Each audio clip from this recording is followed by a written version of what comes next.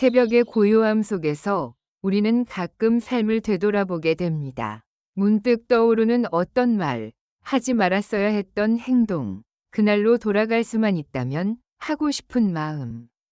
그것이 바로 후회입니다. 살아오며 우리는 많은 선택을 했습니다. 그리고 어떤 선택은 시간이 지나고 나서야 그때 그렇게 하지 말걸 하고 마음속을 아프게 합니다. 누군가에게 상처를 주었던 말, 사랑을 표현하지 못했던 날, 더 기도하지 않았던 시간들. 그 모든 순간들이 지금 우리 마음의 그림자처럼 남아 자주, 조용히 우리를 붙잡습니다. 하지만 하나님은 우리에게 이렇게 말씀하십니다. 내가 너희에게 잃어버린 해를 회복시켜 주겠다. 잊힌 시간 같았던 그 순간들, 후회로 얼룩진 지난날조차 하나님의 손에 맡겨질 때 그분은 놀랍도록 부드럽게 우리를 다시 일으켜 세우십니다. 그래서 오늘 우리는 후회하는 인생에 비추는 하나님의 말씀을 함께 묵상하며 그 말씀의 비단에서 다시 걸어갈 길을 찾아가고자 합니다. 사람은 누구나 후회를 품고 살아갑니다.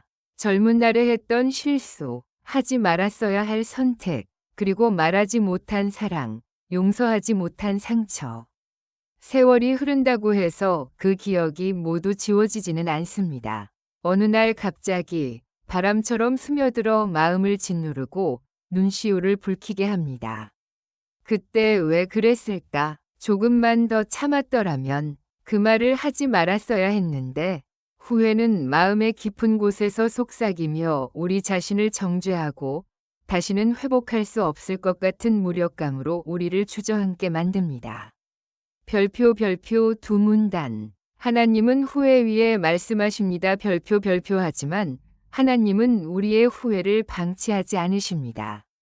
하나님은 우리가 지나온 그 시간을 모른 척하지 않으시고 오히려 그 자리에 말씀을 비추십니다.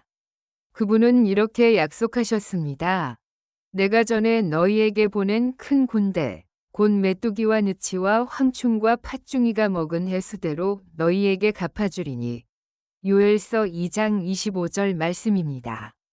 이 말씀은 단순한 회복의 메시지가 아닙니다. 잃어버린 해, 곧 시간조차 하나님이 갚으시겠다는 놀라운 선언입니다. 우리의 후회는 돌이킬 수 없는 시간에 대한 탄식이지만 하나님의 회복은 그 시간조차 다시 쓰시는 은혜입니다. 별표 세 문단. 하나님은 시간을 만지시는 분입니다. 별표 우리는 종종 시간은 흐르면 끝이다 라고 생각합니다. 하지만 성경은 말씀합니다. 하나님은 시간을 창조하신 분이며 지나간 시간 위에도 주권을 가지신 분이십니다. 후회로 가득한 나날, 눈물로 얼룩진 과거, 다시는 돌아갈 수 없는 순간들조차 하나님의 손에 붙들리면 새로운 시작의 재료가 됩니다. 하나님은 잃어버린 해, 아무 결실도 없이 허비된 날들, 관계가 무너지고 믿음이 식어버린 그 시간들 위에도 회복의 말씀을 심으십니다. 그분은 오늘도 우리에게 말씀하십니다. 내가 너의 지난 시간을 다시 살게 하겠다. 요한복음 8장에서 우리는 한 여인의 후회와 회복의 장면을 만나게 됩니다. 가늠하다가 현장에서 붙잡힌 여인이었습니다. 율법은 그녀를 돌로 쳐 죽이라 말했고 사람들은 그 말씀을 빌미 삼아 그녀를 끌고 나와 예수님 앞에 세웠습니다. 그녀는 단지 죄인이 아니라 공개적인 정죄와 수치의 대상이 되었습니다. 그 자리는 변명의 여지도 없고 오직 고개 숙이고 벌을 기다릴 수밖에 없는 곳이었습니다. 그녀의 마음속에는 두려움과 후회가 뒤섞여 있었을 것입니다. 왜 그런 선택을 했을까? 내가 이 자리에 오지 않았다면, 누군가 나를 이끌어줬더라면, 하지만 아무도 그녀의 마음을 들어주지 않았습니다.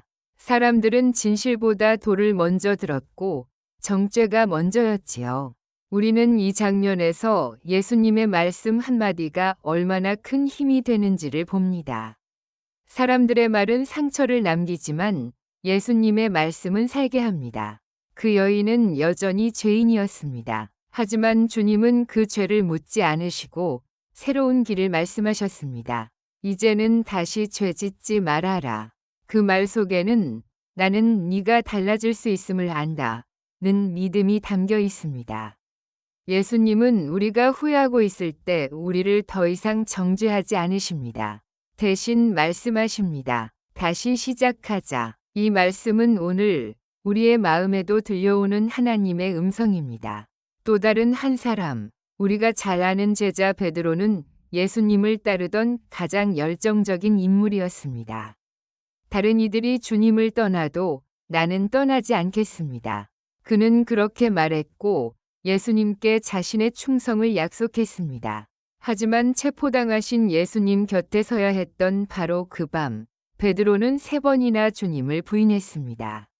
그는 나는 그 사람을 알지 못한다고 그것도 저주하며 말했습니다. 닭이 울고 예수님의 말씀이 떠올랐을 때 베드로는 무너졌습니다. 그는 밖에 나가서 통곡했습니다. 회개의 눈물, 후회의 눈물이었습니다. 왜 나는 주님을 모른다고 했을까? 왜 두려움에 무릎 꿇었을까? 그 순간 베드로는 스스로를 제자로서의 자격이 없는 자로 여겼을지도 모릅니다. 그렇게 무너졌던 베드로에게 예수님은 부활하신 후 다시 찾아오셨습니다. 그것도 무리들 앞에서가 아니라 갈릴리 호숫가, 조용한 아침의 식사 자리에서. 예수님은 직접 물으셨습니다. 요한의 아들 시몬아, 네가 이 사람들보다 나를 더 사랑하느냐? 한 번도 아니고 3번이나 같은 질문을 반복하셨습니다. 3번이 부인은 3번이 고백으로 회복되어 갔습니다. 예수님은 그에게 내 양을 먹이라 고 말씀하셨습니다. 그것은 용서의 표시만이 아니라 다시 사명의 자리로 세우는 부르심이었습니다. 후회하고 주저앉았던 베드로를 주님은 다시 일으키셨습니다. 그의 눈물은 끝이 아니라 새로운 시작의 통로였습니다. 우리는 종종 내가 좀 더 잘했더라면, 내가 다시 기회를 얻을 수만 있다면 이런 말을 반복합니다. 그러나 성경은 분명히 말합니다. 회복은 우리의 결심으로만 되는 것이 아니라 하나님의 은혜로 시작된다는 것을요. 예수님은 베드로의 회개를 기다리셨고 여인의 침묵 속에도 말씀하셨습니다.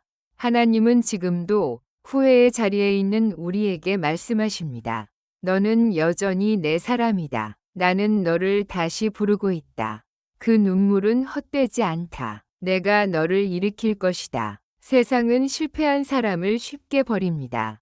한 번 실수하면 신뢰를 잃고 자리를 잃고 사람들 사이에서 밀려나곤 합니다. 그러나 하나님은 다르십니다. 하나님은 실패를 버리거나 숨기지 않으시고 오히려 그 실패를 들어 사용하십니다. 모세는 살인을 저지르고 광야로 도망쳤지만 하나님은 그를 40년 뒤 이스라엘의 지도자로 세우셨습니다. 요셉은 형들에게 팔려 감옥에 갇혔지만 하나님은 그 고난을 통해 애굽의 총리가 되게 하셨습니다. 다윗은 간음과 살인의 죄를 범했지만 회개 후에는 하나님 마음에 합한 사람으로 불렸습니다. 하나님은 상처 입은 자를 쓰시고 실패한 자를 부르시며 눈물 흘리는 자의 손을 붙드십니다. 그분은 우리가 포기한 순간에도 우리를 포기하지 않으십니다. 우리의 후회는 끝이 아니라 하나님 이야기의 시작이 될 수 있습니다. 베드로의 실패가 없었다면 그의 눈물도, 그의 설교도, 그 첫 오순절의 감격도 없었을 것입니다. 그는 실패를 경험했기에 연약한 자의 마음을 더 이해할 수 있었고 회복의 은혜가 얼마나 귀한지를 알게 되었습니다. 우리도 마찬가지입니다. 우리가 겪은 후회, 그 깊은 눈물, 그 누구에게도 말하지 못한 과거의 흔적들이 하나님 앞에서는 거룩한 도구가 됩니다. 후회는 우리를 낮추지만 그 낮아짐 속에서 하나님은 높이 일하십니다. 그리고 결국 우리는 깨닫게 됩니다. 그 눈물이, 그 실패가 헛되지 않았구나. 성경 말씀은 때로 우리를 찌르기도 하지만 그보다 더 많이는 우리를 어루만집니다. 요엘서의 말씀처럼 하나님은 메뚜기 떼가 먹어버린 것 같은 삶조차 다시 열매 맺게 하시는 분입니다. 그 말씀은 이렇게 들려옵니다. 내가 너희에게 잃어버린 해를 갚아주리라. 잃어버린 해라는 표현은 얼마나 많은 사람들의 마음에 위로가 되는지 모릅니다. 건강을 잃고 사랑을 잃고 믿음을 놓쳤던 그 시간들. 우리가 잘못해서 흘러가 버린 세월. 이제 와서 아무것도 할 수 없다고 느껴지는 그 모든 순간들. 그 시간까지도 하나님은 회복하실 수 있다고 말씀하십니다. 그분의 말씀은 시간을 되돌리진 않지만 시간 위에 새로운 의미를 더하십니다. 우리는 종종 이렇게 말합니다. 시간이 지나면 괜찮아질 거야. 물론 시간이 어느 정도의 아픔을 씻겨주기도 합니다. 하지만 진짜 회복은 시간이 아니라 하나님의 말씀에서 시작됩니다. 말씀은 후회의 늪에 빠진 우리의 발을 붙잡아 다시 일어설 수 있도록 도와줍니다. 말씀은 네가 잘못했다 고만 하지 않고 그럼에도 내가 너를 사랑한다 고 말합니다. 요한복음 8장에서 예수님은 여인을 정죄하지 않으시고 이제 다시는 죄를 짓지 말아라 하셨습니다. 이 말씀은 심판이 아니라 자유와 생명의 선언이었습니다. 말씀은 우리의 과거를 덮고 우리 안에 새로운 시작을 심습니다. 후회는 혼자 품고 있을수록 더 무겁습니다. 혼자 되뇌이고 혼자 판단하고 혼자 벌을 내리면 마음은 점점 더 어두워집니다. 그러나 그 후회를 말씀 앞에 올려놓으면 달라집니다. 하나님, 이때 저는 이런 선택을 했고 지금도 마음이 아픕니다.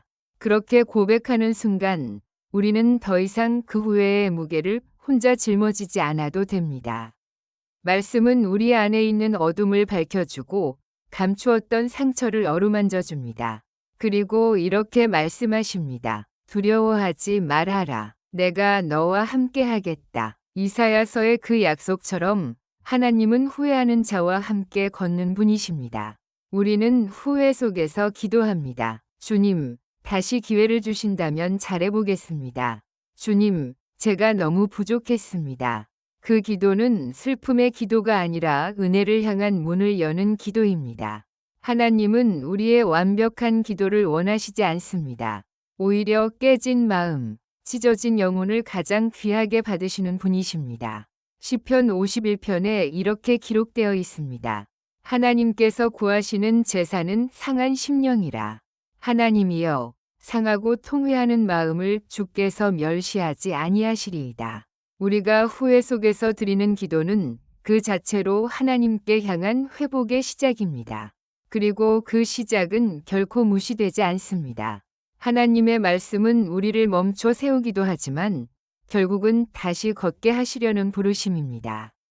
다시는 죄를 짓지 말아라. 예수님이 여인에게 하신 이 말씀에는 단지 그만하라는 경고만이 아니라 이제는 새로운 삶을 살아도 된다는 허락이 담겨 있습니다. 우리가 후회 속에만 머물러 있다면 삶은 멈춘 채 흘러가기만 할 것입니다. 하지만 말씀은 멈춘 심장을 다시 뛰게 하고 무릎 꿇은 영혼을 다시 일으켜 세웁니다. 말씀은 부르십니다. 이제 다시 걸어가자. 다시는 그 길로 돌아가지 말고 새로운 나의 길을 걸어보자. 우리가 믿는 하나님은 후회를 실패의 종착역으로 여기지 않으십니다. 오히려 방향을 바꾸는 계기로 사용하십니다. 탕자의 비유를 떠올려 보십시오. 아버지의 유산을 미리 달라고 하여 먼 나라로 가서 모두 탕진한 아들. 허기와 외로움 속에서 그는 후회했습니다. 내가 아버지 집을 떠나지 않았더라면 그 후회는 그를 주저앉히지 않았습니다. 그 후회는 별표 돌아가는 길 별표 2되었습니다. 그리고 아버지는 이미 그를 기다리고 있었습니다. 먼 길을 달려와 품에 안아준 아버지. 그분이 바로 우리가 믿는 하나님이십니다. 우리의 후회도 하나님께 돌아가는 길이 될 수 있습니다. 믿음이 좋다는 사람도 평생을 예배당에서 살아온 사람도 때로는 후회합니다. 왜 그때 더 기도하지 않았는지, 왜 그 말을 함부로 내뱉었는지, 왜 하나님께 더 가까이 가지 못했는지. 그러나 성경은 그렇게 후회하는 사람들의 이야기를 꾸짖음이 아닌 별표 소망의 이야기 별표로 바꾸어 줍니다. 베드로는 실패 후 첫 설교에서 수천 명을 주님께 인도했습니다. 가늠한 여인은 정죄가 아닌 용서의 상징이 되었고 탕자는 사랑받는 자녀로 돌아왔습니다. 그렇기에 우리의 후회도 결코 끝이 아닙니다. 하나님은 그것을 회개의 기도로 바꾸시고 회복의 문으로 사용하십니다. 하나님께서 주시는 회복은 몇 년이 지나야 모든 상처가 아물어야 시작되는 것이 아닙니다. 회복은 지금 이 자리에서 시작됩니다. 가늠하다 잡힌 여인이 돌에 맞기 직전이었을 때, 베드로가 통곡하며 무너졌을 때, 탕자가 돼지우리에서 일어나 집을 떠날 때, 회복은 그 자리에서 그 순간부터 시작되었습니다. 우리도 마찬가지입니다. 눈물이 나고 마음이 아프고 지나온 길이 부끄러울지라도 하나님은 그 순간부터 말씀하십니다. 지금 이 자리에서부터 내가 너를 회복시키겠다. 내가 너를 다시 세우리라. 우리는 종종 후회를 저주처럼 여기지만 하나님께는 후회의 자리가 오히려 별표 은혜의 땅 별표 2 됩니다. 그곳에서 우리는 교만을 내려놓고 자신의 연약함을 인정하게 됩니다. 그리고 바로 그 순간 하나님의 은혜는 더 깊고 더 강하게 우리에게 스며듭니다. 그분은 낮아진 마음, 깨진 심령의 말씀의 씨앗을 심으십니다. 그것이 자라서 열매 맺을 때 우리는 비로소 고백하게 됩니다. 그 후에마저도 하나님께서 쓰셨습니다. 그 아픔을 통해 내가 더 주님께 가까이 왔습니다. 요엘서 2장의 말씀을 다시 떠올려 봅니다. 메뚜기와 느치와 황충과 팥중이가 먹어버린 그 해를 내가 너희에게 갚아주겠다. 이 말씀은 단순한 복구가 아닙니다. 하나님은 잃어버린 해를 별표 갚으신다. 별표 고 하셨습니다.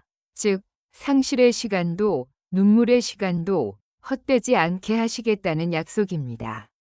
우리 인생에도 메뚜기 때가 휩쓸고 간 시간들이 있습니다. 기회를 놓치고 관계가 끊기고 믿음이 흔들렸던 그 시기들. 그러나 하나님은 그 모든 것을 기억하시고 잃어버린 해까지도 하나님의 시간으로 덮으시고 회복하십니다. 그분의 갚으심은 다시 옛날로 돌리는 것이 아니라 지금부터 새로운 길을 걷게 하시는 것입니다. 우리가 흘린 눈물은 사람들 눈에는 작아 보여도 하나님 앞에서는 결코 사라지지 않습니다. 시편 56편에서 다윗은 이렇게 고백합니다. 내가 눈물 흘릴 때에 주께서 그것을 다 주의 병에 담으셨나이다. 이것이 주의 책에 기록되지 아니하였나이까? 우리의 눈물이 하나님의 병에 담긴다는 이 표현은 그분께서 우리 마음의 고통을 얼마나 깊이 품고 계신지를 보여줍니다. 어쩌면 우리는 누구에게도 말하지 못한 후회의 눈물을 하나 둘 삼키며 살아왔을지 모릅니다. 그러나 하나님은 그 모든 순간을 보고 계셨고 그 눈물 하나하나를 기억하고 계십니다. 그리고 말씀하십니다. 나는 네가 흘린 눈물을 알고 있다. 그 눈물은 헛되지 않았다. 우리는 과거를 바꿀 수 없습니다. 그러나 그 과거가 예수 그리스도의 손에 붙들릴 때 전혀 다른 이야기가 시작됩니다. 부끄럽고 지워버리고 싶었던 과거도 그분 안에서 간증이 되고 절망의 시간도 위로와 소망의 언어가 됩니다. 사도 바울은 자신이 교회를 핍박했던 자였음을 숨기지 않았습니다. 오히려 고백하며 말했습니다. 그러나 내가 지금의 나 된 것은 하나님의 은혜로 된 것이다. 우리도 마찬가지입니다. 지금의 우리가 되기까지 걸어온 그 모든 여정, 심지어 그 실수와 후회까지도 하나님의 손 안에서 은혜의 이야기, 가될 수 있습니다. 많은 이들이 후회를 인생의 실패 증거로 여깁니다. 하지만 영적으로 볼 때 후회는 하나님께 돌아가는 초대장일 수 있습니다. 후회는 이제는 내가 내 뜻대로 살 수 없구나 라는 자각의 자리입니다. 그 자각은 복입니다. 왜냐하면 그 자리에서 우리는 비로소 주님의 뜻을 구하게 되기 때문입니다. 하나님은 완전한 자를 부르시는 분이 아니라 회개하는 자, 돌아오고자 하는 자를 부르십니다. 예수님께서 의인을 부르러 온 것이 아니라 죄인을 부르러 왔다 고 하신 그 말씀처럼 후회하는 마음은 곧 부르심을 들을 수 있는 마음입니다.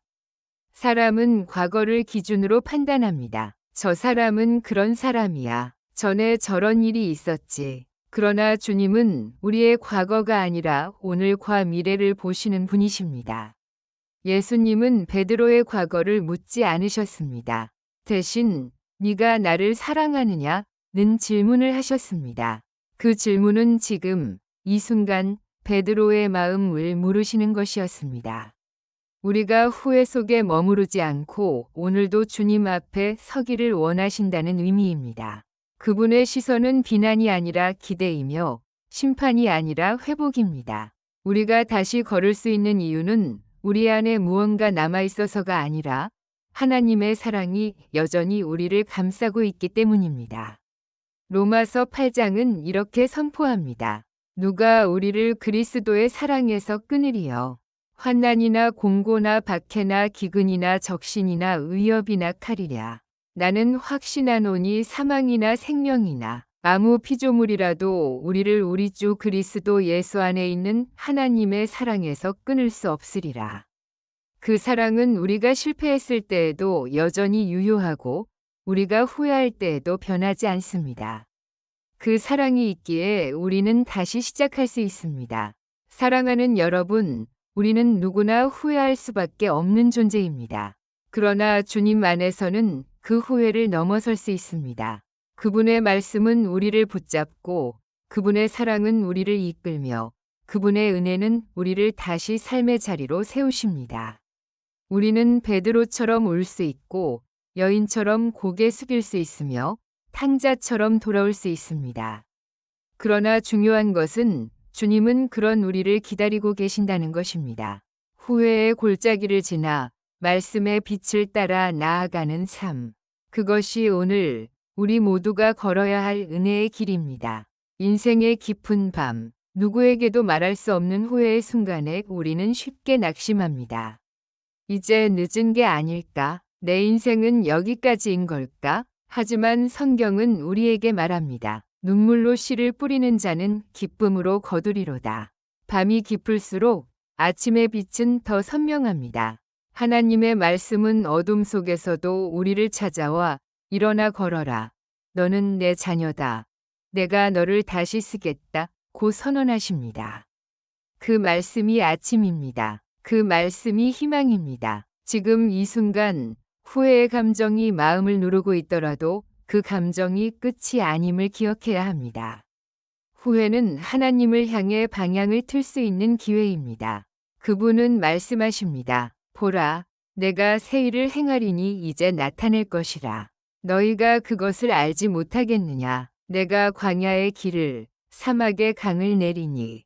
우리의 마음이 메마르고 삶이 막힌 것처럼 느껴질지라도 하나님은 그 자리에서도 길을 내시고 물을 주시고 생명을 다시 시작하게 하시는 분이십니다.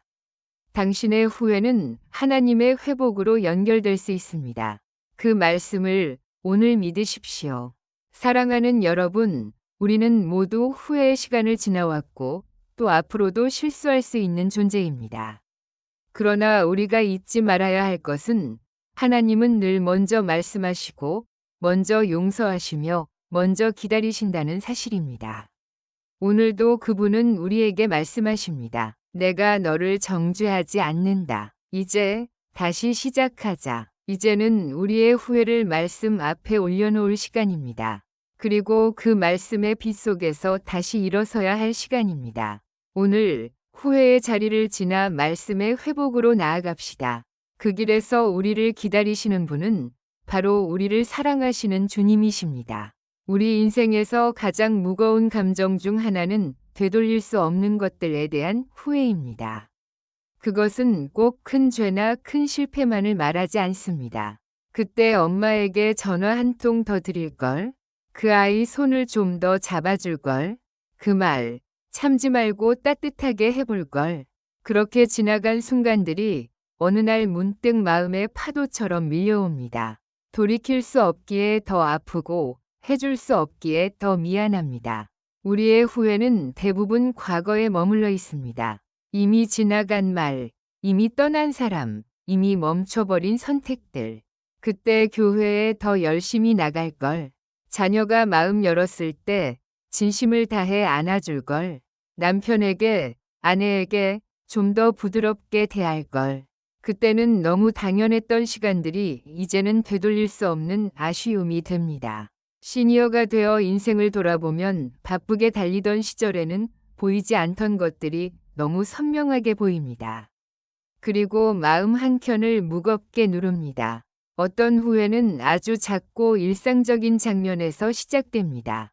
햇살 좋은 봄날, 아내가 차려준 아침 밥상을 무심하게 지나쳤던 순간, 아버지의 무릎에 잠든 손주를 사진으로 남기지 못한 그날, 매일 함께 있던 배우자의 얼굴을 바쁘다는 이유로, 익숙하다는 이유로 제대로 바라보지 않았던 시간. 그 장면들은 지나고 나면 너무 늦은 순간들입니다.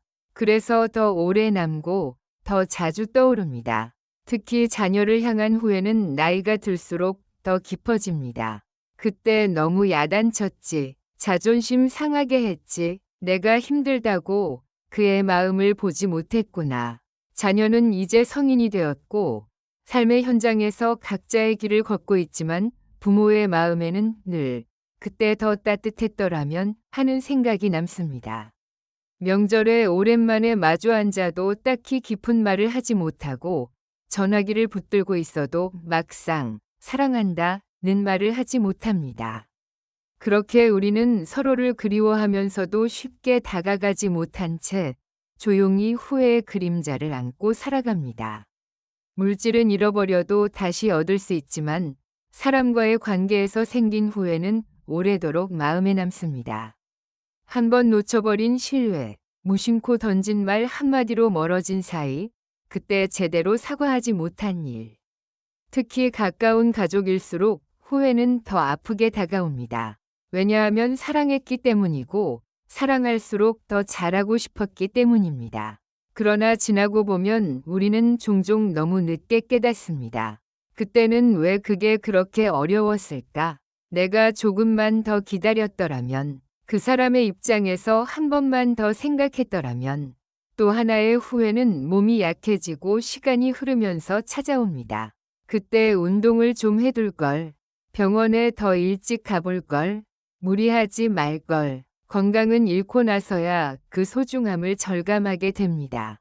예전처럼 쉽게 걷지 못하고 음식 하나도 조심해서 먹어야 하며 약을 챙기지 않으면 불안한 나날이 시작되면 자연스레 옛날의 자신이 그리워집니다. 그리고 동시에 그 시절의 무심함이 안타까워집니다. 나는 왜 그렇게 스스로를 돌보지 않았을까? 조금만 더 지혜로웠더라면 하는 후회가 문득문득 고개를 듭니다. 믿음 안에서도 후회는 찾아옵니다. 더 열심히 기도했어야 했는데, 그때 순종했어야 했는데, 하나님을 믿는다고 하면서도 정작 중요한 순간에는 내 힘을 더 믿었구나. 어떤 후회는 10년, 20년이 지나서야 깨닫기도 합니다. 청년 시절에 가볍게 여겼던 예배의 자리, 마음이 상한 채로 떠났던 공동체, 말씀 앞에 반응하지 않았던 완고한 마음. 그 모든 것이 지금은 다시 돌아가고 싶은 거룩한 시간처럼 느껴집니다. 후회의 시간이 길어지면 자신에 대한 실망이 커지고 하나님 앞에서도 위축되기 쉽습니다. 나는 너무 부족한 사람입니다. 하나님, 저 같은 사람도 여전히 사랑하시나요? 저는 이제 더 이상 쓰임받을 수 없는 존재 아닐까요? 이런 마음은 우리가 믿음을 잃어서라기보다는 자신의 연약함을 깊이 깨달았기 때문에 생기는 감정입니다. 하나님 앞에 가까이 나아가고 싶지만 부끄럽고 죄송해서 오히려 더 숨게 되는 것입니다. 하지만 하나님은 우리가 그렇게 숨어 있는 자리에서도 우리를 찾으시고 기다리십니다. 하나님은 후회를 경멸하지 않으십니다. 오히려 그것을 귀하게 여기십니다. 왜냐하면 후회는 스스로를 돌아보는 마음이며 하나님을 다시 찾게 되는 시작이기 때문입니다. 탕자는 자신의 아버지 집에서 멀리 떨어져 모든 것을 잃은 후에야 깨달았습니다. 내가 아버지께 죄를 지었구나. 그 깨달음이 그를 다시 아버지께로 돌아오게 만들었습니다. 후회는 우리를 무너뜨리기 위한 감정이 아니라 하나님께로 방향을 바꾸게 하는 신호입니다. 그리고 하나님은 바로 그 자리에 서 계십니다. 돌아오너라. 나는 한 번도 너를 잊은 적이 없다. 진정한 회개는 단지 눈물이나 감정에서 끝나지 않습니다. 그것은 삶의 방향을 바꾸는 데까지 나아갑니다. 후회는 그 첫걸음이 될 수 있습니다. 그리고 그 마음을 가지고 우리가 말씀 앞으로 나아갈 때 그분은 이미 두 팔 벌려 기다리고 계십니다. 성경은 말씀합니다. 상한 심령을 주께서 멸시하지 않으신다. 우리가 마음이 찢어진 그 순간 하나님은 더 가까이 다가오십니다. 그 후에는 단지 아픔이 아니라 하나님과 다시 연결되는 회개의 시작이 됩니다. 우리가 흔히 빠지는 착각 중 하나는 이미 늦었다는 생각입니다. 내가 지금 뭘 해본들 이 나이에 뭘 바꾸겠어. 하지만 하나님은 언제나 지금부터를 보시는 분이십니다. 예수님은 세상 끝날이 아니라 오늘을 살아가는 우리에게 말씀하십니다.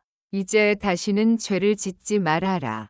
이 말씀은 지금까지가 아니라 지금부터의 초점이 맞춰진 명령이자 위로입니다. 후회는 과거에 묶어두지만 말씀은 현재를 새롭게 하십니다. 지금 이 순간부터 우리는 말씀 안에서 다시 순종을 시작할 수 있습니다. 후회가 깊어질수록 무기력해지기 쉽습니다. 뭘 해도 소용없어. 다 지났잖아. 이미 내 인생은 기울었어. 하지만 하나님은 기울어진 배를 다시 띄우시는 분이십니다. 풍랑 속에서도 물 위를 걷게 하시는 분이시고 깊은 밤에도 불기둥과 구름기둥으로 길을 인도하시는 분이십니다.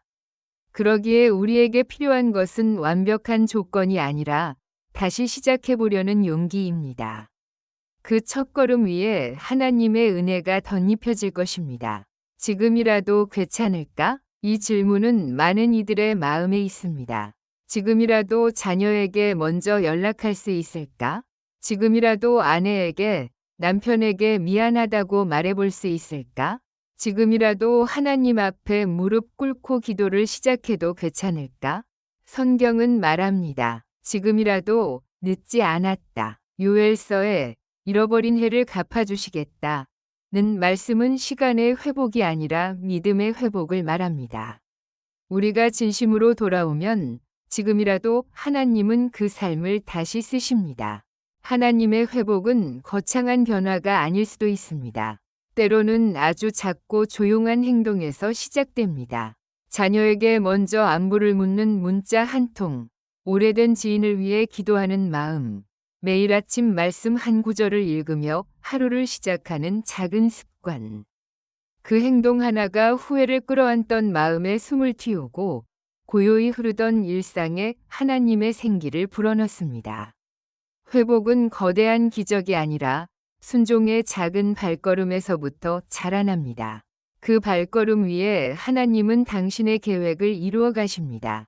후회를 극복하는 길은 혼자서는 힘듭니다. 우리에게는 함께 울어주고 함께 기도해줄 누군가가 필요합니다. 믿음의 공동체, 친구, 가족, 그리고 말씀을 나누는 이웃.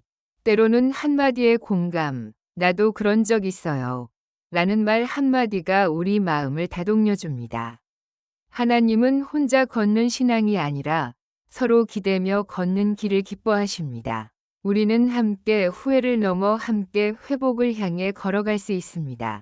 우리가 지나온 후회의 시간은 단지 우리의 개인적 상처로 끝나지 않습니다. 그 시간은 다른 누군가에게 위로가 될 수 있습니다. 나도 그랬어요. 당신 마음 이해해요. 이렇게 말할 수 있는 사람은 진짜 아픔을 겪어본 사람입니다. 하나님은 우리에게 그 후회의 시간조차도 누군가를 살리는 도구로 사용하시길 원하십니다. 우리의 고백이, 우리의 눈물이 다른 이에게는 은혜의 증거가 됩니다. 이제는 후회를 넘어서 위로의 사람이 되어 주님의 회복을 나누는 삶으로 나아갑시다. 어느 나이가 되면 시간보다 마음의 무게가 더 크게 느껴집니다. 세월이 빠르게 흘러간다는 말보다 내가 너무 많은 걸 놓쳤구나 하는 마음이 더 선명하게 밀려옵니다. 하지만 그 깊은 깨달음은 하나님의 눈으로 인생을 다시 바라보게 해줍니다. 젊을 땐 보이지 않던 것들, 경쟁과 인정 속에 가려졌던 것들이 이제는 너무나 또렷하게 보입니다. 그리고 비로소 우리는 말씀을 따라 사는 삶이 진짜 복이었구나 하는 고백을 하게 됩니다. 그 깨달음이 있다면 우리는 지금 이 순간부터 가장 소중한 것에 집중할 수 있습니다. 삶이 길지 않다는 것을 알게 된 후에는 더 이상 미룰 수 없는 것들이 생깁니다. 그중 가장 중요한 건 사랑입니다. 말로 표현하지 못했던 마음, 눈빛으로만 전했던 감사, 그 모든 것을 조금 더 용기 내어 표현해야 할 때입니다. 먼저 다가가, 그때 미안했어. 나는 늘 너를 사랑했어. 하나님 안에서 다시 가까워지고 싶어. 이런 말을 건넬 수 있다면 그 한마디가 수십 년의 후회를 따뜻하게 감싸줄 수 있습니다. 사랑은 후회를 덮는 가장 강한 힘입니다. 후회의 자리를 통과하고 나면 우리 안에 이런 고백이 자라납니다. 하나님, 이제는 제 뜻대로 살고 싶지 않습니다. 이제는 후회 없는 삶을 살고 싶습니다. 주님 뜻대로 하루하루 충실히 살고 싶습니다. 그 고백은 겸손함에서 비롯된 것이며 하나님이 가장 기뻐하시는 중심입니다. 우리가 지금 할 수 있는 것은 많지 않을지라도 그 마음 하나를 주님께 올려드릴 때 하나님은 우리를 회복의 자리로 이끄십니다. 그리고 그분은 말씀하십니다. 내가 너의 눈물을 보았고 너의 중심을 기뻐하노라. 후회를 끌어안고 살아가는 삶과 후회를 발판 삼아 순종하는 삶은 겉으로는 비슷해 보여도 전혀 다른 길입니다. 전자는 늘 그때 그 일에 묶여 있지만 후자는 지금 이 자리에서 다시 시작합니다. 우리가 할 수 있는 작은 순종, 오늘 하루 말씀 한 줄 읽기, 감사기도 한 줄 드리기, 먼저 용서하는 결단, 그것이 하나님의 길이 됩니다. 이스라엘 백성이 메뚜기 때의 농사를 잃고 절망 속에 있을 때 하나님은 요엘 선지자를 통해 이렇게 말씀하셨습니다. 너희는 옷을 찢지 말고 마음을 찢고 너희 하나님 여호와께로 돌아오라. 그들은 그 말씀 앞에 작은 순종을 시작했고 하나님은 잃어버린 해를 갚으셨습니다. 우리도 그렇게 다시 시작할 수 있습니다. 우리가 지나온 인생이 아무리 복잡하고 후회로 얽혀 있더라도 하나님의 계획은 끝나지 않았습니다.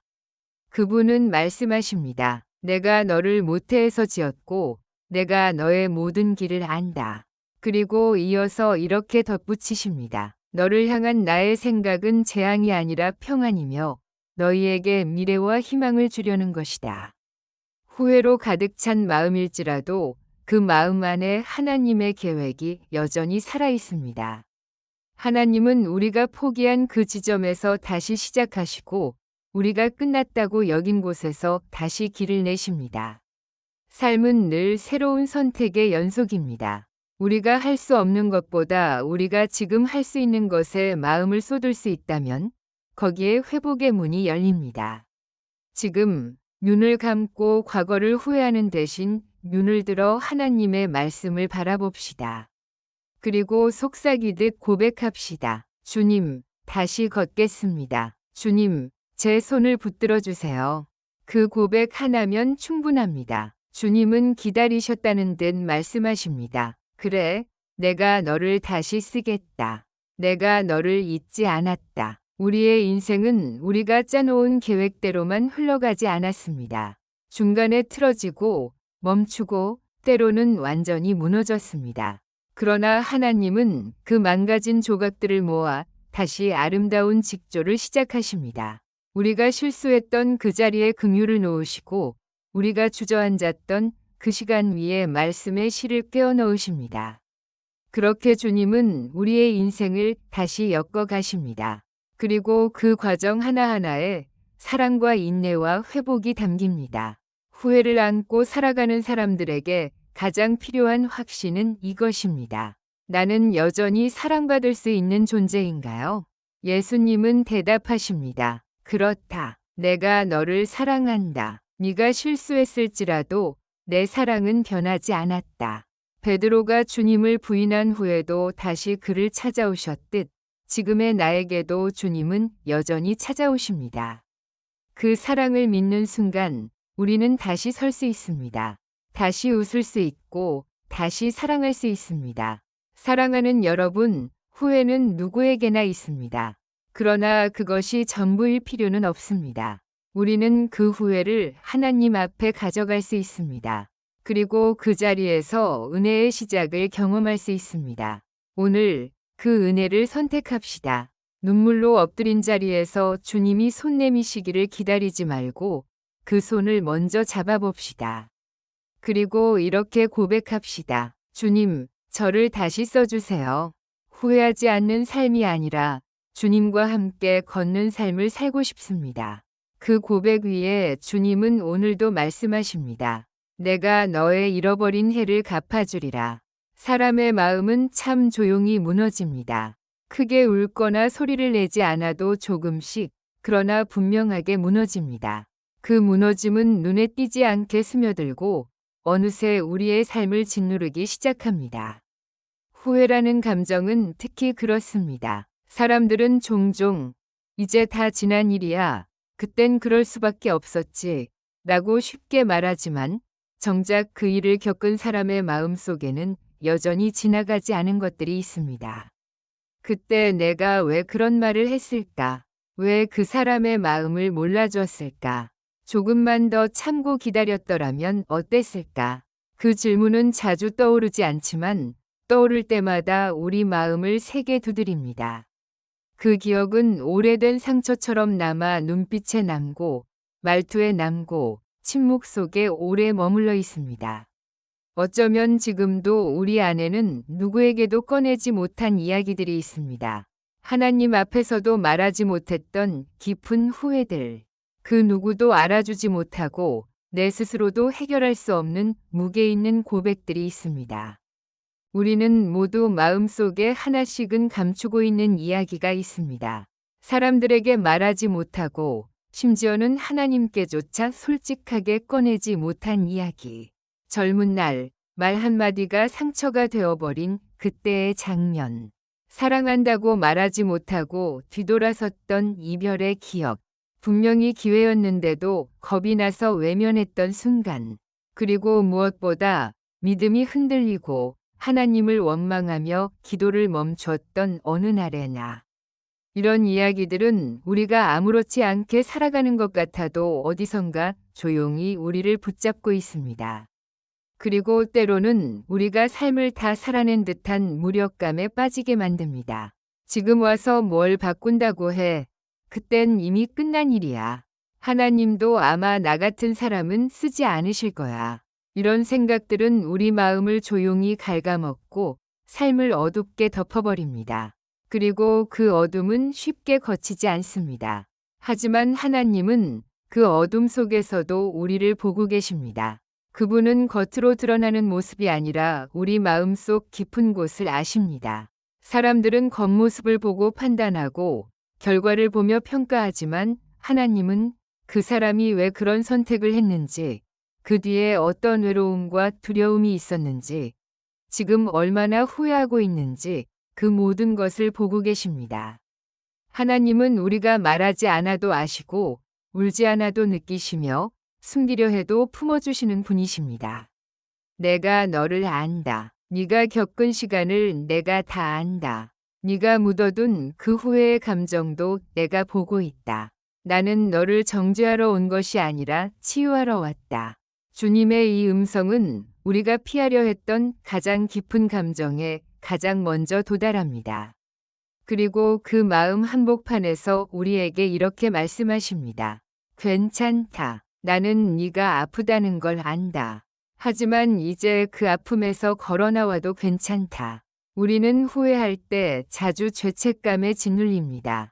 나는 잘못된 사람이야. 나는 부족한 부모였어. 믿음이 좋다고 하면서도 왜 그렇게 살았을까? 그런 마음은 너무 익숙해서 때로는 우리 정체성이 되어버리기도 합니다. 마치 나는 평생을 후회만 하며 살아야 하고 하나님도 그런 나를 안타깝게만 보실 것이라 착각하게 됩니다. 하지만 성경은 그렇게 말하지 않습니다. 하나님은 우리가 후회하는 그 마음조차 귀하게 보십니다. 왜냐하면 후회는 사랑했기 때문에 생기는 감정이기 때문입니다. 그때 더 잘하고 싶었는데, 그 사람을 더 아껴주고 싶었는데, 하나님을 더 신뢰하고 싶었는데, 내가 그러지 못했던 게 마음 아프기 때문에 후회는 생깁니다. 그리고 하나님은 그 사랑하고자 했던 마음을 보십니다. 그 중심을 귀하게 여기십니다. 후회는 우리를 무너뜨리는 감정이 아니라 하나님께 더 가까이 가게 만드는 거룩한 통로가 될 수 있습니다. 세상은 후회를 실패의 다른 말로 여깁니다. 이래서 안 되는 거야. 넌 항상 그렇게 망쳐. 이미 늦었잖아. 이런 말들은 우리를 더욱 움츠러들게 만듭니다. 하지만 복음은 다르게 말합니다. 복음은 우리에게 이렇게 속삭입니다. 너의 그 후회가 너를 더 깊은 은혜로 데려갈 수 있어. 그 실패가 오히려 회개의 문이 될 수 있어. 그 눈물이 은혜의 씨앗이 될 수 있어. 베드로가 예수님을 3번 부인한 후 통곡했을 때 예수님은 그를 꾸짖지 않으셨습니다. 오히려 찾아오셔서 네가 나를 사랑하느냐? 고 물으셨습니다. 그 질문은 정죄가 아니라 회복의 시작이었습니다. 우리에게도 하나님은 동일하게 물으십니다. 너 지금 나를 사랑하니? 그럼 거기서부터 다시 시작하자. 복음은 우리 인생의 후회를 다시 걸을 수 있는 길로 바꾸어 줍니다. 하나님께서 우리를 부르시는 기준은 실패하지 않은 자가 아닙니다. 오히려 실패를 통해 자신의 연약함을 아는 사람을 더 깊이 부르십니다. 모세는 살인을 저지르고 광야로 도망쳤지만 그 광야에서 하나님을 만났습니다. 요셉은 억울하게 감옥에 갇혔지만 그 감옥에서 하나님의 꿈을 품게 되었습니다. 다윗은 죄를 범했지만 회개한 그를 통해 하나님은 이스라엘의 가장 위대한 왕을 세우셨습니다. 하나님은 실패로 주저앉은 사람을 다시 일으켜 그를 통해 새 일을 행하십니다. 그리고 지금 이 순간에도 우리를 향해 이렇게 말씀하십니다. 너의 후회를 내가 안다. 하지만 나는 너를 정죄하지 않는다. 오히려 그 후회를 사용해 너를 다시 부르고 싶다. 그 부르심 앞에 우리는 감히 고개를 들 수 없습니다. 그러나 그 부르심은 우리를 위축시키기 위한 것이 아니라 새로운 길로 인도하기 위한 사랑의 손짓입니다. 후회와 죄책감은 비슷해 보이지만 완전히 다른 길로 우리를 이끕니다. 죄책감은 우리를 스스로 정죄하게 만들고 우리 마음을 더욱 무겁게 짓누릅니다. 반면 은혜는 우리가 잘못했음을 인정하되 거기서 멈추지 않고 다시 일어설 수 있게 합니다. 사탄은 우리에게 속삭입니다. 넌 자격 없어. 하나님이 널 쓰시겠니? 그 일을 저지르고도 예배할 수 있다고 생각해? 그러나 성령은 다르게 말씀하십니다. 네가 얼마나 아픈지 안다. 그 일 때문에 울었던 것도 안다. 하지만 이제 그 죄책감을 내려놓고 내가 주는 은혜를 붙들어라. 우리는 더 이상 스스로에게 벌을 내리지 않아도 됩니다. 이미 예수님께서 우리 죄를 위해 십자가에 달리셨고 그분의 보혈이 우리의 가장 깊은 후회까지도 덮으셨습니다. 사람들은 실패한 사람을 쉽게 판단합니다. 결과를 기준으로 평가하고 한 번의 실수로 낙인을 찍습니다. 하지만 하나님의 시선은 다릅니다. 하나님은 우리의 전 인생을 보십니다. 그 실수 전의 시간도, 실수 이후의 눈물도, 지금 이 순간의 갈망도 모두 아십니다. 그리고 하나님은 우리가 다시 일어서기를 바라십니다. 그분은 너는 왜 그렇게 살았느냐 고 묻지 않으시고 이제부터 어떻게 살고 싶으냐 고 물으십니다. 하나님의 시선은 과거에 갇히지 않고 오늘을 바라보며 미래를 준비하게 합니다. 그 시선 속에서 우리는 비로소 다시 꿈꿀 수 있습니다. 우리 안에 깊은 상처가 치유되기 위해서는 먼저 용서가 있어야 합니다. 남을 향한 용서도 중요하지만 무엇보다 자기 자신을 용서하는 것이 필요합니다. 왜 그때 나는 그렇게밖에 못했을까? 왜 나는 늘 중요한 순간에 실수하는 걸까? 이런 자책은 끝이 없습니다. 하지만 복음은 말합니다. 예수님의 피가 너를 깨끗하게 했으니 너도 너 자신을 용서하라. 우리가 자신을 용서할 때 비로소 하나님이 우리에게 주시려는 평안과 기쁨이 흘러들어옵니다. 그리고 그 순간 진짜 회복이 시작됩니다. 하나님은 우리의 삶뿐 아니라 마음을 회복시키시는 분이십니다. 그분은 손으로 상처를 문지르듯 부드럽고 천천히 우리가 준비될 때까지 기다리며 우리의 마음을 만지십니다. 우리가 애써 외면했던 감정, 누구에게도 털어놓지 못한 아픔, 말하지 못하고 삼켰던 눈물. 그 모든 것이 하나님 앞에서는 드러나고 치유받을 수 있습니다. 나는 너의 상한 마음을 고치며 너의 상처에 약을 바르겠다. 성경의 이 말씀은 오늘 우리에게 주시는 약속입니다. 우리가 정말 필요한 것은 누군가의 조언이나 충고가 아니라 있는 그대로의 나를 받아주는 하나님의 시선입니다. 그 시선은 우리 마음에 꽁꽁 묶인 매듭을 풀어내고 우리 자신을 다시 사랑하게 만듭니다. 우리의 신앙은 후회에 머무르는 신앙이 아니라 은혜로 걸어가는 신앙이어야 합니다. 때로는 이런 나도 하나님의 자녀일까? 주님께 부끄러워서 다시 기도도 못하겠어요. 라는 생각이 들기도 합니다. 하지만 그럴수록 우리는 더 담대하게 은혜의 보좌 앞으로 나아가야 합니다. 하나님은 말씀하십니다. 네가 약할 때 내 능력이 너에게 머물러 있다. 내 은혜가 너에게 족하다. 우리는 완벽해서 사랑받는 것이 아니라 하나님의 사랑이 완전하기 때문에 받아들여지는 존재입니다. 그 사실을 기억할 때 우리는 후회를 딛고 다시 믿음의 걸음을 내디딜 수 있습니다. 하나님은 늘 우리에게 말씀하십니다. 크게 외치시지 않지만 조용한 마음의 한가운데에서 말씀하십니다. 내 딸아, 괜찮다. 내 아들아, 나는 너를 버리지 않았다. 지금 이 자리에서 다시 시작해도 늦지 않았다. 이 음성은 상처난 마음을 치유하고 무너진 자존감을 다시 세우며 후회의 자리에서 회복의 길로 초대하는 사랑의 말입니다. 우리가 그 음성에 귀를 기울이기만 한다면 그 한마디로도 우리의 인생은 다시 빛날 수 있습니다. 우리는 실패를 통해 겸손을 배웁니다. 한때는 자신이 옳다고 믿었고 자신의 방식이 최선이라고 생각했지만 시간이 지나고 나면 그 선택들이 모두 옳지 않았다는 걸 알게 됩니다. 그리고 그런 깨달음 앞에서 우리는 조용히 고개를 숙이게 됩니다. 그것이 바로 영혼의 겸손입니다. 하나님은 겸손한 마음을 결코 외면하지 않으십니다. 시편 34편에 이렇게 기록되어 있습니다. 여호와는 마음이 상한 자를 가까이 하시고 충심으로 통회하는 자를 구원하신다.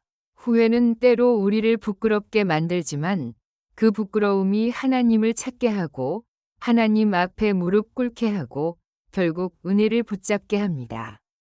겸손해진 마음은 더 이상 사람의 평가에 휘둘리지 않고 하나님의 시선에 집중하게 됩니다. 그것이 진짜 자유의 시작입니다. 사람은 과거를 기준으로 판단하지만 하나님은 지금을 기준으로 보십니다. 우리가 어떤 실수를 했든 어떤 후회를 안고 있든 그분께 중요한 것은 지금 너는 어떤 마음을 품고 있느냐입니다. 요한복음 8장에서 가늠하다 잡힌 여인을 정죄하려던 무리 앞에서 예수님은 아무 말씀 없이 땅에 무언가를 쓰셨습니다. 그리고 말씀하셨습니다. 죄 없는 자가 먼저 돌로 치라. 사람들이 하나둘 그 자리를 떠난 뒤 예수님은 여인에게 말씀하셨습니다. 나도 너를 정죄하지 않겠다. 이제부터는 다시는 죄를 짓지 말아라. 예수님은 그녀의 과거보다 지금의 결단을 보셨습니다. 하나님은 우리에게도 똑같이 말씀하십니다. 지금부터가 중요하다. 지금 네가 나를 찾고 있다면 그것이면 충분하다.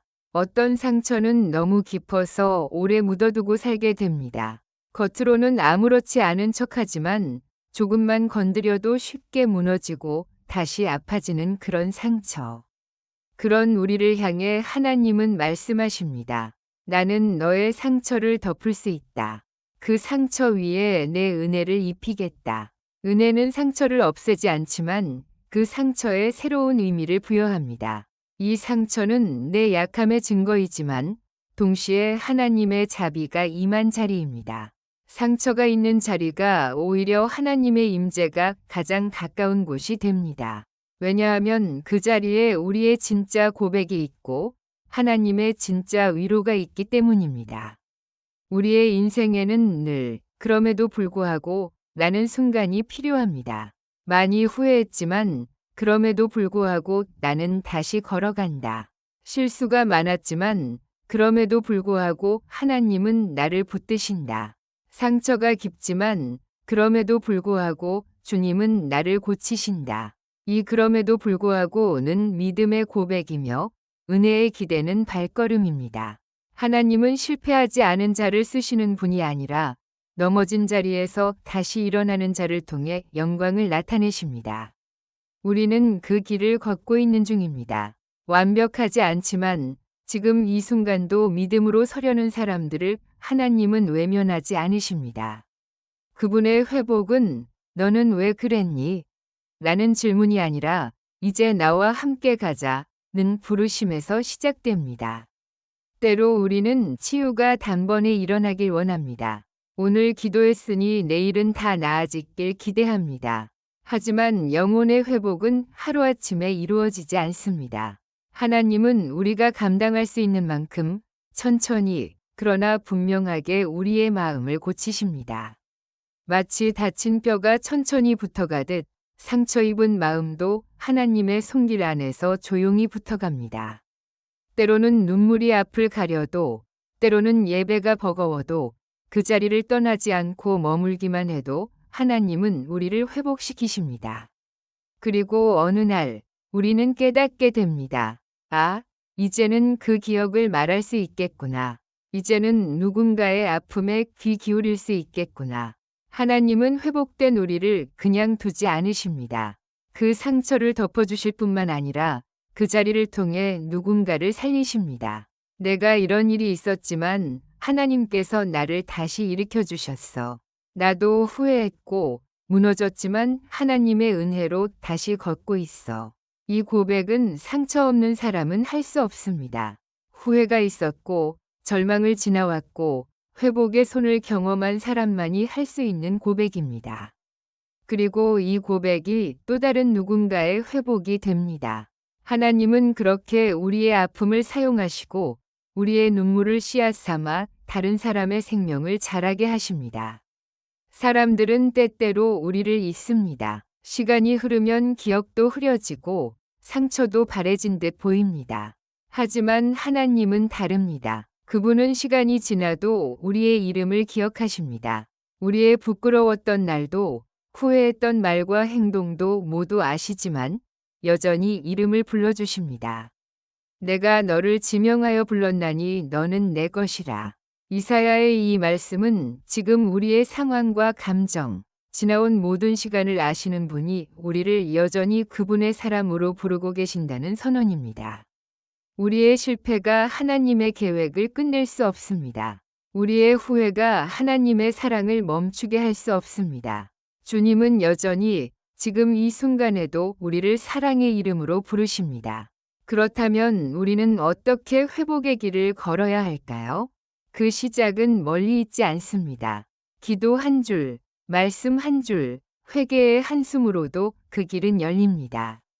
하나님의 품은 우리가 다시 다가가길 기다리고 계시는 사랑의 자리입니다.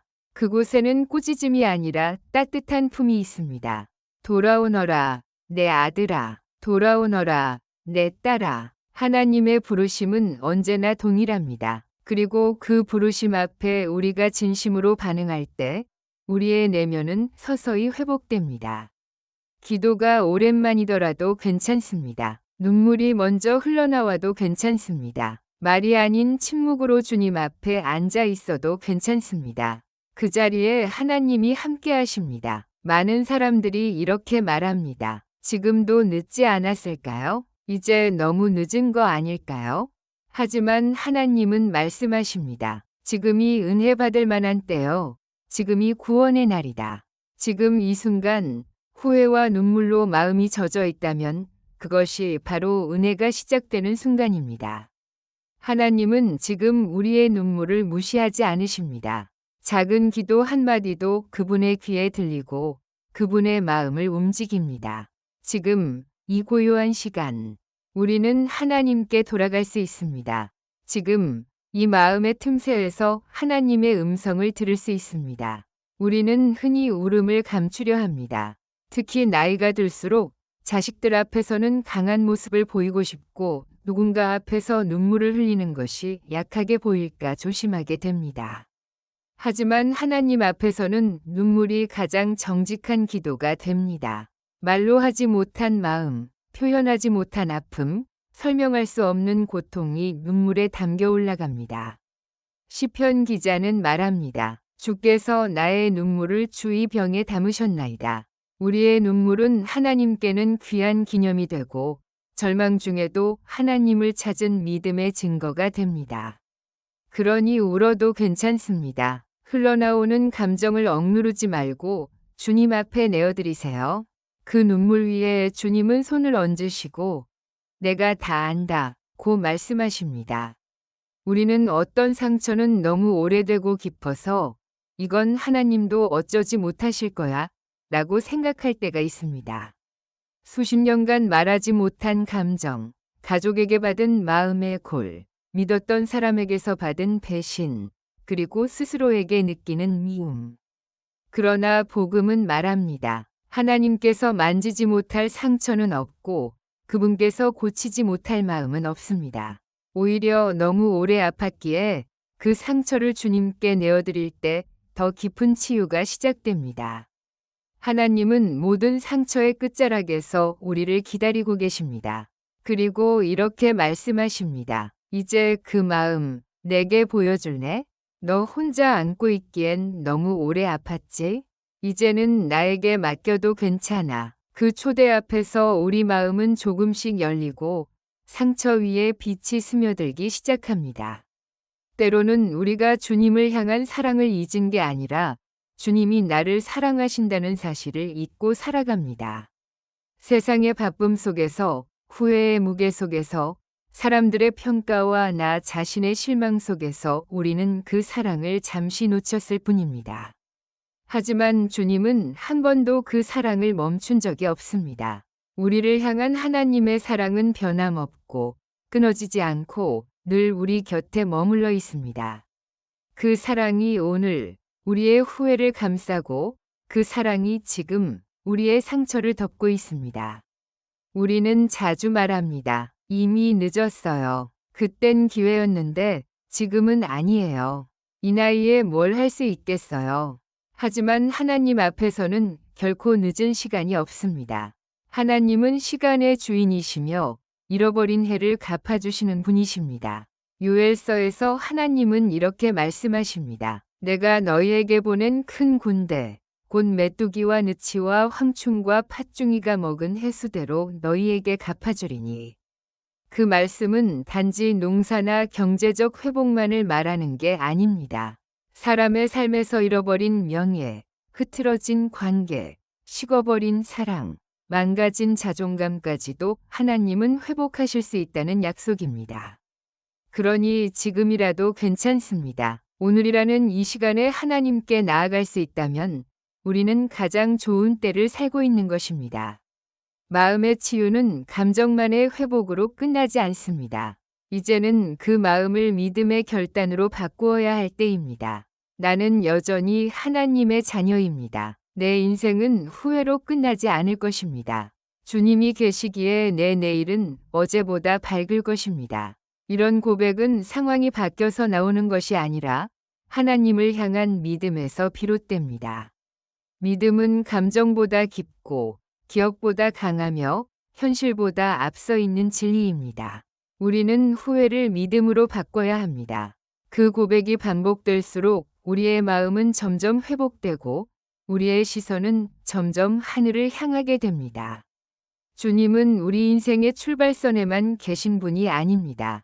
넘어진 자리에도 계시고 길을 잃은 갈림길에도 계십니다. 무너진 마음의 깊은 골짜기에도 주님은 함께 하십니다.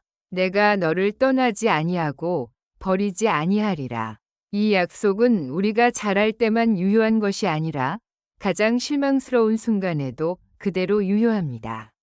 주님은 말씀하십니다. 다시 걸을 준비가 되었니? 내가 너와 함께 해줄게. 이번에는 혼자 걷지 않게 할게. 이 부르심 앞에 우리는 두려움을 내려놓고 한 걸음만 떼면 됩니다. 그 한 걸음 위에 주님은 동행이라는 선물을 놓아주십니다. 후회 없이 살아가는 사람은 없습니다. 그런데도 우리는 마치 후회는 숨겨야 할 약점이고 신앙이 약한 사람만 겪는 것처럼 여길 때가 있습니다. 그러나 성경은 가장 위대한 인물들도 가장 깊은 후회의 시간을 지나갔음을 보여줍니다.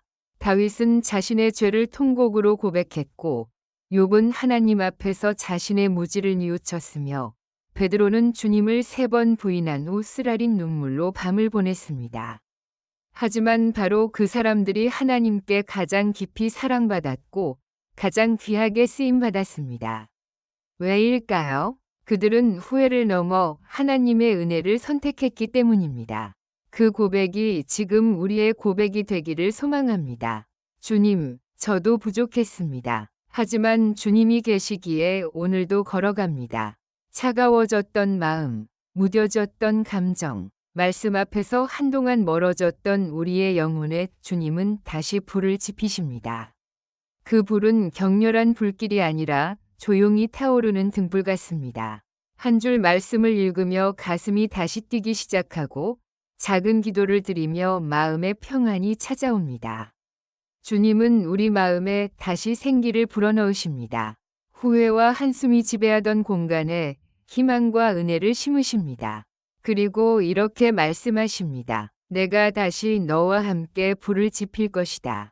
이제 다시 살아도 괜찮다. 사랑하는 여러분, 지금 우리의 마음속엔 후회의 흔적이 남아있을 수 있습니다.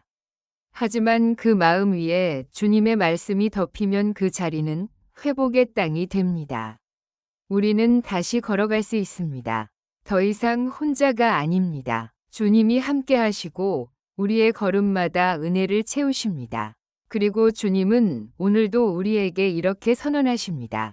내가 너를 정죄하지 않는다. 이제는 다시는 죄를 짓지 말고 나와 함께 걷자. 그 음성을 붙잡고 오늘 하루를 그리고 남은 생을 주님과 함께 걸어가시기를 축복합니다. 하나님 아버지, 오늘 이 시간 주님 앞에 조용히 나아와 제 마음 깊은 곳에 이야기를 드립니다. 숨기고 싶었던 기억들, 입술에 올리기조차 부끄러웠던 순간들, 돌이킬 수 없는 선택 앞에서 흘렸던 눈물들까지 모두 주님 앞에 내어놓습니다. 주님, 저는 부족했고 어리석었습니다. 사랑한다고 하면서도 사랑하지 못했고 믿는다고 하면서도 주님을 의지하지 못했습니다. 그때 그 말 한마디를 왜 하지 못했는지, 그 손을 왜 잡아주지 못했는지, 그 기회를 왜 외면했는지 지금에 와서야 너무나 또렷이 떠오릅니다. 후회와 아쉬움으로 제 마음은 종종 무거웠고 그 무게에 눌려 기도조차 멈추고 싶었던 날들이 있었습니다. 그러나 주님, 그런 저를 향해 나는 너를 정죄하지 않는다 고 말씀하셨지요. 저의 과거를 보시는 것이 아니라 지금의 고백을 들으시고 저의 실수를 정리하려 하시기보다는 저의 중심을 회복시키려 하시는 주님. 그 은혜 앞에 저는 아무 말도 할 수 없습니다. 다만 이렇게 말할 수밖에 없습니다. 주님, 감사합니다. 이런 저도 받아주셔서 감사합니다. 이제는 더 이상 과거의 그림자에만 머물고 싶지 않습니다. 후회에 갇힌 채 눈물만 삼키며 살아가고 싶지 않습니다. 주님, 오늘 이 순간부터 제 마음의 방향을 바꾸겠습니다. 주님을 향하여, 회복을 향하여 다시 걸어가겠습니다. 조금 느려도 괜찮으니 주님, 저와 함께 걸어가 주세요. 제 손을 붙들어 주시고 넘어지지 않도록 주님의 은혜로 이끌어 주세요. 주님, 제 삶이 회복되길 원하는 마음만큼 사랑하는 가족도 주님 안에서 회복되길 기도합니다. 먼저 자녀들을 주님께 올려드립니다. 그들의 삶 속에도 후회와 아픔이 있음을 압니다. 제가 다 알지 못하는 상처도 때때로 말로 표현하지 못하는 외로움도 주님은 아시기에 그 모든 것을 주님 손에 맡깁니다. 제 자녀가 주님 앞에 솔직해지고 주님의 사랑을 다시 느낄 수 있도록 인도해 주세요. 그리고 주님, 제 남은 인생을 주님 손에 올려드립니다. 시간이 얼마 남지 않았다고 스스로 포기하지 않게 하시고 주님이 허락하신 하루하루를 감사함으로 채워가게 해주세요. 오늘 하루도 주님과 함께 동행하게 하시고 작은 일에도 주의 음성을 듣는 마음을 허락해 주세요. 세상의 기준이 아니라 하나님의 시선으로 삶을 다시 바라보게 하시고 후회 대신 감사가, 슬픔 대신 찬양이 제 입술에 머물게 하소서. 주님, 감사합니다. 지금 이 기도를 드릴 수 있다는 것만으로도 감사합니다. 제가 주님을 떠났던 시간도 있었고 말씀을 멀리했던 날도 많았지만 그럼에도 불구하고 저를 다시 불러주시는 은혜에 감사합니다. 저의 인생에 주님이라는 빛이 비추고 있기에 저는 다시 걸어갈 수 있습니다. 그 은혜가 있기에 오늘도 살아낼 수 있습니다. 주님, 제가 잊고 살아도 주님은 저를 한 번도 잊지 않으셨습니다. 많은 이들이 지나가고 내 삶에도 계절이 바뀌고 사람들 마음도 변하지만 주님의 사랑은 한결같았고 언제나 제 곁에 머물러 있었습니다. 그 사랑을 이제는 제 마음에 깊이 새기고 싶습니다. 다시는 흔들리지 않도록, 다시는 잊지 않도록 주님의 그늘 아래 거하고 싶습니다. 주님, 지금 이 순간 마음 깊은 곳에서 올라오는 믿음의 고백을 주님 앞에 드립니다. 주님, 저를 다시 세워주세요. 흔들리지 않는 믿음을 주세요. 이후의 삶은 후회가 아니라 은혜로 채워지게 해주세요. 작은 믿음이지만 주님은 겨자씨만한 믿음도 귀히 여기신다 하셨으니 이 고백도 주님께서 받아주시리라 믿습니다. 이제는 과거가 아닌 주님과 함께 걸어갈 미래를 바라봅니다. 주님, 저만을 위한 기도로 멈추지 않게 해주세요. 지금도 수많은 이들이 저처럼 후회 속에 살아가고 있습니다. 과거의 실수 때문에 기도하지 못하고 사람들과 멀어지고 스스로를 정죄하며 살아가는 이들을 위해 기도합니다. 주님, 그들의 마음에도 회복의 빛이 비추게 하시고 그들이 주님의 품으로 돌아오게 하소서. 저의 회복이 누군가에게 위로가 되게 하시고 저의 고백이 누군가의 치유의 시작이 되게 해주세요. 주님, 이 땅의 교회들을 위해 기도합니다.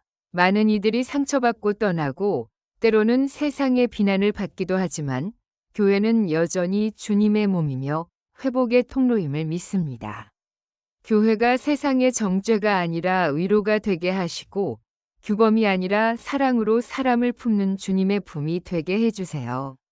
특히 상처 입은 이들이 교회에서 다시 숨쉬게 하시고 지친 이들이 주님의 말씀 안에서 다시 걸음을 시작할 수 있도록 도와주세요.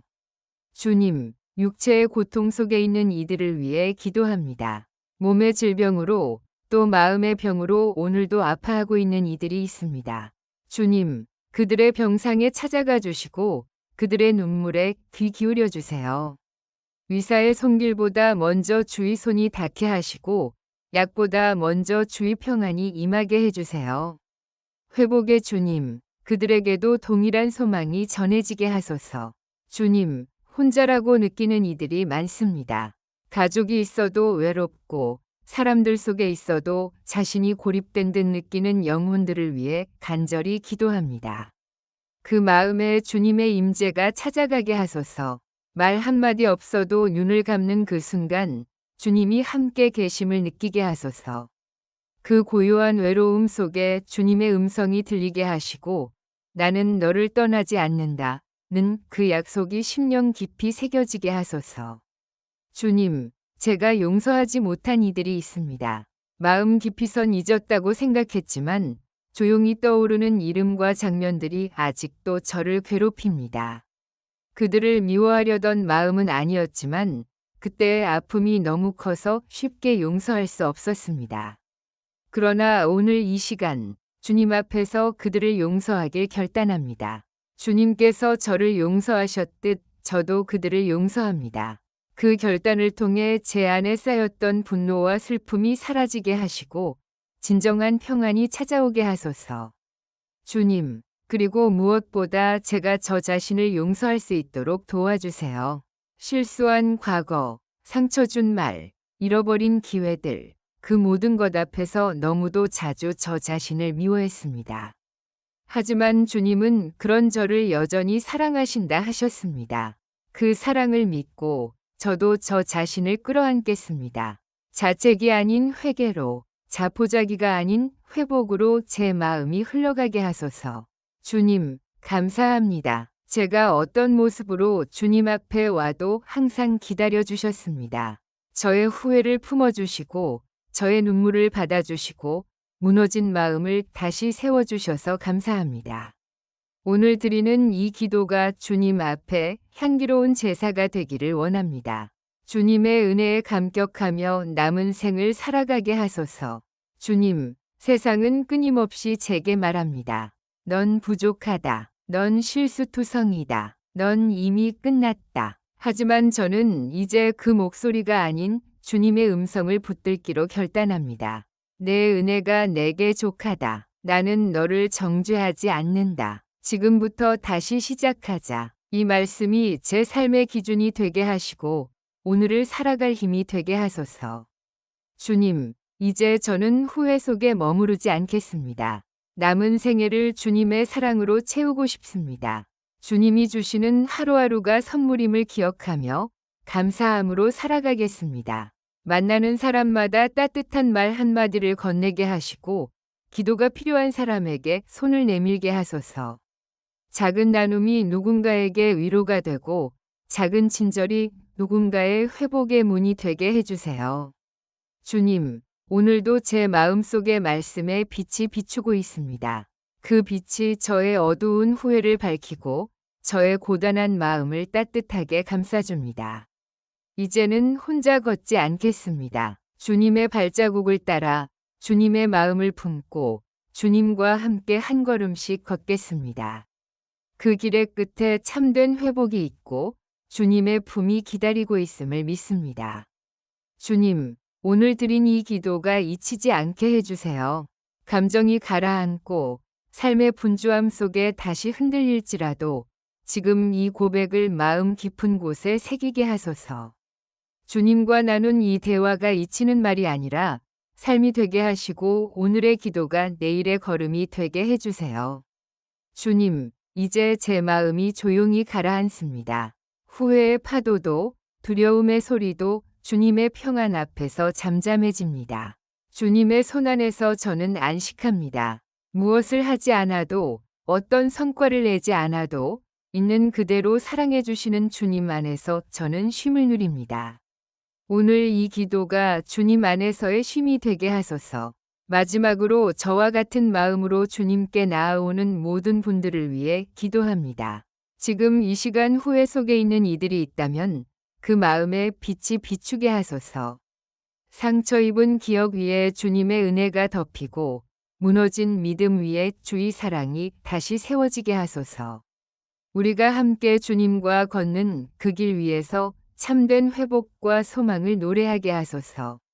주님, 이제는 저도 다시 시작하겠습니다. 지나온 시간은 되돌릴 수 없지만 앞으로의 시간은 주님과 함께 걸을 수 있습니다. 더 이상 과거에 붙들려 주저앉지 않겠습니다. 주님이 손 내미시는 지금 믿음으로 반응하겠습니다. 비록 아직 상처가 남아 있어도, 비록 여전히 아플 때가 있어도 주님의 인도하심을 신뢰하며 다시 발걸음을 내딛겠습니다. 주님, 저의 입술이 탄식이 아닌 찬양을 담게 해주세요. 한숨이 아닌 감사의 노래가 되게 하시고 후회의 말이 아닌 소망의 고백이 되게 하소서. 제 입술을 통해 누군가에게 위로가 전해지게 하시고 저의 삶을 통해 주님의 영광이 드러나게 하소서. 오늘도 작은 기쁨에 감사하게 하시고 작은 회복에도 하늘을 향해 찬양하게 하소서. 주님, 이 고요한 기도의 시간, 이 평안한 마음을 잊지 않게 해주세요. 삶이 다시 분주해지고 감정이 흔들리는 날이 와도 지금 이 순간 주님과 나눈 이 고백을 마음 깊이 간직하게 하소서. 이 시간이 인생의 전환점이 되게 하시고 다시 살아가는 힘이 되게 하소서. 주님, 밤이 지나면 반드시 아침이 오듯이 제 마음의 어둠도 주님의 빛 앞에 물러날 줄 믿습니다. 긴 침묵의 시간, 눈물로 버텨낸 새벽, 누구에게도 말하지 못한 후회의 골짜기 속에서 저는 주님의 빛을 기다렸습니다. 그리고 오늘 그 빛이 제 마음에 스며듭니다. 아직 완전하진 않지만 분명히 따뜻한 햇살처럼 저를 감싸고 있습니다. 이제는 아침입니다. 믿음의 새날이 밝아왔습니다. 주님, 후회는 자주 제 마음을 흔듭니다. 지나간 시간의 아쉬움이 불쑥불쑥 떠오를 때마다 다시 주저앉고 싶어질 때도 있습니다. 하지만 그때마다 주님의 은혜를 기억하게 해주세요. 저의 후회보다 언제나 더 크고 깊은 주님의 사랑과 용서를 기억하게 해주세요. 그 기억이 제 삶의 중심이 되게 하시고 그 은혜가 제 걸음을 다시 세우는 힘이 되게 하소서. 주님, 오늘도 걷겠습니다. 후회의 그늘이 길게 드리워져 있어도 과거의 무게가 완전히 벗겨지지 않아도 주님의 손을 붙들고 천천히 걷겠습니다. 한 걸음 한 걸음 주님의 말씀을 따라 걷겠습니다. 때로는 멈추고 때로는 다시 돌아가더라도 주님이 계신 방향으로 걷겠습니다. 그 길 끝에서 주님의 얼굴을 마주하게 될 날을 소망하며 오늘도 믿음으로 나아갑니다. 주님, 오늘도 주님의 이름을 부를 수 있음에 감사드립니다. 이 이름 안에 치유가 있고 위로가 있고 새로운 시작이 있습니다. 예수님, 이 한마디가 제 모든 후회를 품고 모든 상처를 덮고 모든 미래를 비추는 빛이 되게 하소서. 주님, 저뿐만 아니라 이 기도를 함께 드리는 모든 이들의 삶에도 동일한 은혜가 임하기를 소망합니다. 각자의 자리에서 다른 모양의 상처와 아픔을 가진 우리지만 모두 주님의 자녀입니다. 주님, 한 사람도 외면하지 마시고 모든 영혼 위에 회복의 기름을 부어주세요. 그들 또한 다시 걸을 수 있도록 힘과 위로를 허락해 주세요. 주님, 이제 모든 기도의 고백을 주님께 맡깁니다. 제 마음을 다해드린 이 기도 위에 주님의 평안이 임하게 하소서. 고요한 마음, 따뜻한 숨결, 그리고 믿음의 눈빛으로 이 하루를 살아가게 하소서. 주님, 오늘도 걷겠습니다. 말씀이 빛이 되어 인도하시고 은혜가 동행이 되어 끝까지 함께 하소서. 예수님의 이름으로 기도드립니다. 아멘. 긴 시간 함께 해주셔서 감사합니다.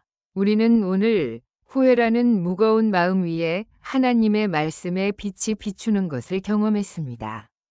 되돌릴 수 없는 시간, 말하지 못한 진심, 붙잡지 못한 손. 그 모든 기억 속에서도 주님은 우리를 정죄하지 않으시고 다시 걸어가자고 손 내밀어 주십니다. 이제 우리의 발걸음은 후회에서 회복으로, 한숨에서 찬양으로 옮겨지고 있습니다. 여러분, 지금 이 영상이 당신의 마음에 작은 평안이 되었다면 댓글에 아멘으로 고백해 주세요. 그 고백이 또 다른 이에게 회복의 문이 될 것입니다. 우리 모두 주님 안에서 다시 걸어갈 수 있습니다. 그분의 은혜는 오늘도 우리를 기다리고 있습니다. 샬롬, 주님 안에서 평안하세요.